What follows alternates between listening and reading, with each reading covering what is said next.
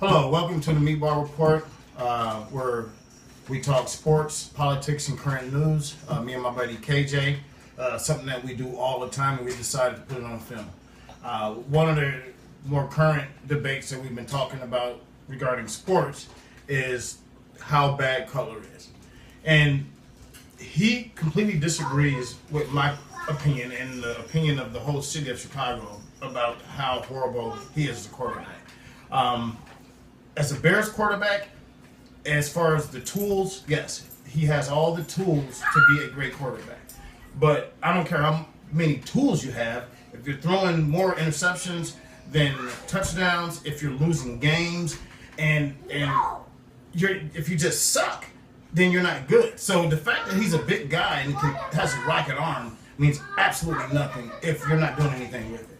So basically, he will do anything for color. Like, literally would do anything for color. And I'm not going to really get down to what I think you would do for him, but I know that, I think you have his back a little bit too much for a Bears fan. I mean, you admitted that you said that he was an elite quarterback, right? I never said he was an elite quarterback. I said he was an above-average quarterback. An above-average quarterback, but the best quarterback that the Bears have ever had. He is the best quarterback. I would put McMahon. I would put Jim McMahon before Cutler. In what sense? Throwing the ball, running the ball? He's worse at wins, both of those things. Super Bowl. I mean, yeah. Do you think Cutler could win a Super Bowl with the best defense of all time and Walter Payton as his running back? What has Cutler done with their offense? Do they have Walter Payton on the team? Do they have the best defense of all time? You're saying that McMahon won the Super Bowl for them in 1985? He was the leader of the team. It wasn't Mike Singletary or Richard Dunn or Dan Hampton, the Hall of Famers on the team. Can I ask you a question? Okay, it was Jim McMahon, who everybody on the team hated. Let me ask you a question. He was the leader of the team. Okay, so he let me wasn't one of the best coaches of all time. time. Okay, so would you agree or disagree? Jim McMahon. Okay. No, it's not all Jim McMahon, obviously. Well, if you're saying, but I'm saying I'd have the punky QB over Cutler any day. I would. That's all Jay Cutler is the punky QB, except without the headband, because he doesn't carry. Okay, so let me ask you a question. Would you agree or disagree that the Bears right now have the best receiving core in the NFL? Talent-wise, I mean, if you think about this year, Marshall's been bad. He's been hurt. He hasn't been bad. He just I read Brandon Marshall has the fifth most drops of any receiver in the NFL in the last 5 years. The fifth most drops? The fifth most drops in the NFL of any receiver in the last 5 years. So now it's Brandon Marshall's fault? No, I think we just overrated everybody, including Cutler, but especially Marshall. The offensive line last year, when you look at the production, how good it was, there was that one injury. Okay. You had 5 starting offensive linemen, the same 5 starting offensive linemen every single game. Okay. This year, 3 of your starting offensive linemen from the beginning of the year are on IR already. Okay. So, the problem with this team is the defense. The problem with the team is the coach. You can look at it but the main problem is the defense. If you had to go offense or defense, which one's worse? Obviously, the defense is worse. You're looking at the worst defensive team, not only in Bears history, but maybe in the history of the NFL. To blame it all on Cutler, I'm just saying. I'm not blaming. He's an above-average quarterback. He's better than your. I know Mark Sanchez has been good, but he's better than your Mark Sanchez. I'll take Mark Sanchez right now over Cutler. No, you wouldn't take Mark Sanchez. Okay, maybe I wouldn't take Mark Sanchez. Do that. All right, maybe that's a little bit. He's above average quarterback. Okay. Has he been good? No. But you also said a good quarterback does not throw more interceptions than touchdowns. His interception to touchdown ratio is almost 2 to 1. If you look at thrown this year 14 interceptions. I think he has 14 turnovers possibly, not interceptions that include the fumbles. But even if he has, he's thrown close to 25 touchdowns. So at the end of the day, has he been great? No. But has he been awful? No. And the offensive line hasn't been good. The defense is horrible.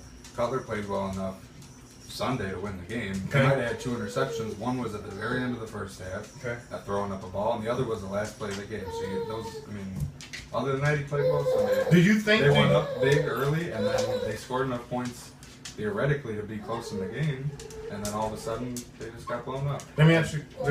Okay, I'm gonna cut you off. But if you had a choice right now during the rebuilding process to draft a quarterback, but the problem is you don't have the choice of one or another. You can't just get rid of Cutler. What are you gonna? Well, he just signed for 100 and Okay, next year if you look at the draft, you're in the first round and you have a star middle linebacker available or you have a unknown quarterback available. Obviously, middle linebackers and safeties and whatnot are more predictable that you can plug and play right away. I versus agree. a quarterback. Are you going to pass up a potential Pro Bowl middle linebacker? No, you don't have to get a now? quarterback in the first round. You Okay. can, I mean, Who other than a first round quarterback has had success other than Tom Brady? Off the top of your head. 10, 9, 8, the Raiders. 7, 6, The 5, Raiders quarterback 4, this year. 3, 2, 1. There's been Derek Carr, but Derek Carr, he has thank not. He was a late first round pick, I believe, a very early I second. don't think he went. And that's the Raiders, and they still haven't won a game, so it doesn't. It's good team that they haven't won a game all year, or they won one game last week. So you can't blame Cutler. Obviously, everybody in general overrated him. Okay. He's still better than the list of quarterbacks that you've had before him. Okay. And if you get rid of him, it's only going to get worse. Because if you put, for example, Craig Krenzel, which they had before, or Chris McCown. Chandler or McCown with this defense, you're talking about a winless football team. Because as bad as Cutler played, he won that game for them in San Francisco. He pretty much That won was the game best for game he them. probably ever had in his career, man. One I of mean, the better that, games, but he did it versus if you have another player, you're not going to be able to do it. There's no Josh McCown can't run at all. He can't move. Last year with it, the offensive line was good. Maybe you get away with that stuff against like a bad Washington team that they were playing. Okay. You put McCown behind that offensive line now with Brian Dale. No, he's hurt now, so it's somebody else, some other team. Their bones are even getting hurt, so now it's the third string guys. It's just okay. but it's Okay, so the problem is the defense. You can the say problem trust is him, the coach. The but if problem you is want, the coach. it's part of it. But the defense is so bad. I think maybe it's like Lovey could never hire an offensive coordinator. Now Trustman, he just needs to find the right defensive coordinator. But why not be willing to give him the shot? It looked like a couple games ago that they gave up when they got blasted by the Patriots and they got blasted by the Packers. They did give But up. at They're the not end of the playing day, for this coach, man. They played nothing. We, said that they gave up on have Thursday. potential. You Thursday, said they're- that they didn't have any But potential on Thursday, defense. on defense, who's good on defense? The safeties are the worst safeties in the league by far. You can't Oh, argue with my that. God. Their That's probably- best, I their mean, best they're corner in the really game, the best corner going into the season is out for the year, Peanut. Okay. Their second best corner going into the year has had to be their number one corner, Tim Jennings, and he's been okay, but with no pressure, he's looked bad, but he's played okay. Okay. And then Kyle Fuller, who was their number one draft pick, who looks like he's going to be a stud, has a broken. What does he have? A broken hand? Yeah. He had a broken thumb. Yeah.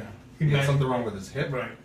Right. He had a lot of There- injuries. There's no so that's the whole secondary is basically written off as bad. The linebackers Lance Briggs gave up before this year, and he admitted that he gave up. He's the one guy, but that's not coaching. He's been a douchebag his whole life. He was a tool when Lovie Smith was the coach, driving his Ferrari and holding out and all that stuff that he did before. So that you can't blame Trustman for Lance Briggs being old and deciding he didn't want to play anymore. And that's the same with Jared Allen. You can't blame Mark Trustman for Jared Allen stealing all the Bears' money and coming in and deciding, I'm just not going to play what for the hell him. he's That's all that's happened. happened. He decided he wanted to He get got a paycheck. paid. Yeah. He got paid. Yeah, I And don't you know. can't. Jared Allen, I was you can't- excited about you it. can't blame I Mark thought we were Trestman going to for- be a really good team You this thought year, so. and it just didn't. You even- can't blame Mark Trestman for Yeah, I was so being a crazy just- person. I was just against. I'm literally right now like anti-Bears right now. You know, I'm still a fan. I don't know if you saw that cartoon. If you want to win now, the easiest way and the quickest way to win is you get rid of Mel Tucker, you get rid of Jared Allen, you get rid of Lance Briggs, They need to. They're you all. get rid of Brandon Marshall because as talented as he is, he's a crazy person. and Wait, he's did you just ruining say the that? locker room. You feeling okay? You have Get to- rid of Brandon Marshall. You have to get rid of Brandon Marshall. You love He's a- that guy. He's a crazy person, though. You have him on your fantasy team. You have to get rid of him. Yeah. He's bringing down the locker room with his stupidity, and just the fact of him being there, you can't discipline the rest of the team because if you discipline Marshall, he's going to lose his mind and Okay. probably start beating his wife, but lose his mind in general. So you have to get rid I of can't. Tucker. I You have don't to know get about rid getting of rid of John Brandon Taylor. Marshall. I mean, you're rebuilding. You're basically saying we need to rebuild. You have to rebuild. Okay. That's a bad team. What are you supposed to do? But We got well, yeah. But the good thing is in the NFL you can rebuild fast. But if you're talking about getting rid of Cutler completely and starting over Yeah. with, and if we both agree that if a middle linebacker or a safety that's really good is there, you can't take a quarterback ahead of them Okay. because you need a middle linebacker first. You can't just throw the baby out with the bathwater and then you're all screwed. And then the whole team's bad for the next 5 years. If you're able to rebuild that defense fast enough and the offensive line can stay healthy maybe you get rid of Marshall for a better slot receiver that can actually play the slot. Okay. And get.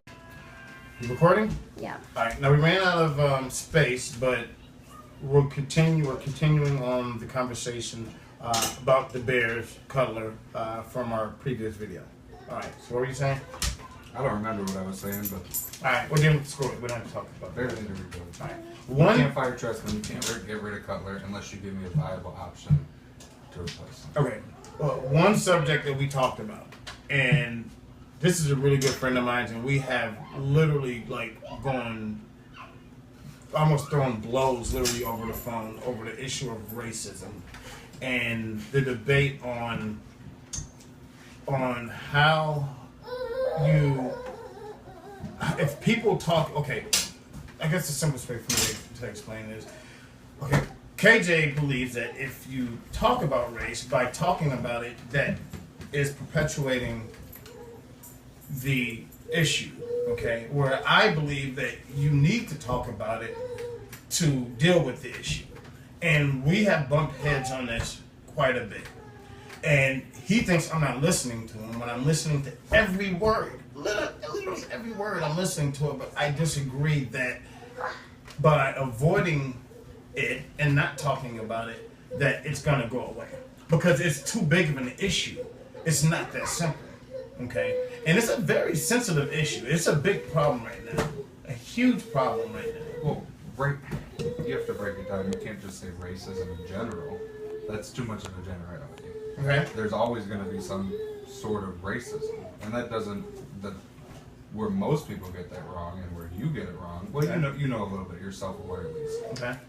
Is that white against black racism isn't the main in the world, isn't the main culprit. Maybe here, and obviously that affects us more in the United States, but there's plenty of racism between just the, say, Sunni and Shiites in Iraq. Or I agree. I agree.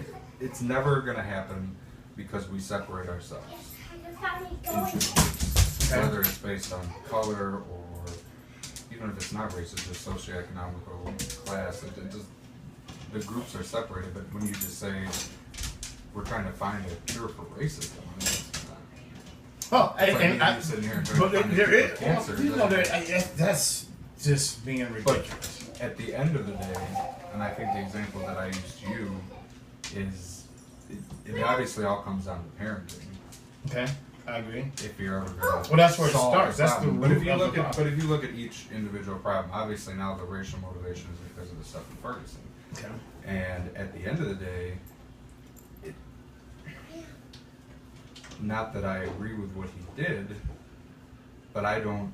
It's not necessarily a racially motivated act. And when we could be actually take a look at a problem, and I understand that obviously more there's, and I know you got excited because I said that. There's obviously a lot more African Americans, Black Americans, whatever you want to say, than white Americans are gunned down by the police. But it's an easier problem just to fix the problem of police killing anybody than saying why are they killing black people, because at the end of the day you could just have a correlation and not causation, that it could be that something to do, maybe it's a personal belief, but a certain type of person wants to be a cop, and that certain type of people also happens to be more racist. It doesn't necessarily mean that police forces are encouraging their cops to target African No, I don't believe that. And unfortunately, but in a sense, they do. Then when they target them to go to certain neighborhoods, it is. But that again, in my belief, the government or leader, whatever you want to call it, is not targeting specifically African Americans. They may have in the past. It's certainly possible. I think at this point they're targeting poor people, and they want the economic divide to be as wide as possible. I would say they're targeting both. And if you're targeting poor people, what demographic of people is poor? It's correlation. Right. It's not causation. It is correlation. When they I look agree, at but it, at the end of the day, they care about money. They don't care if you're white, if you're black, true. if you're Spanish, if you're Asian. They want your money. Does it happen to, at the end of the day, because they're targeting the poor people, and the poor people obviously, due to white entitlement, let's say, are the poor people are mainly minorities. Okay. But that's not what they're going. I don't think there's let's go get these minorities. Okay, It's now let's we take agree. advantage of We these both poor agree people. that the media sensationalizes racism huge, right? As They've far always as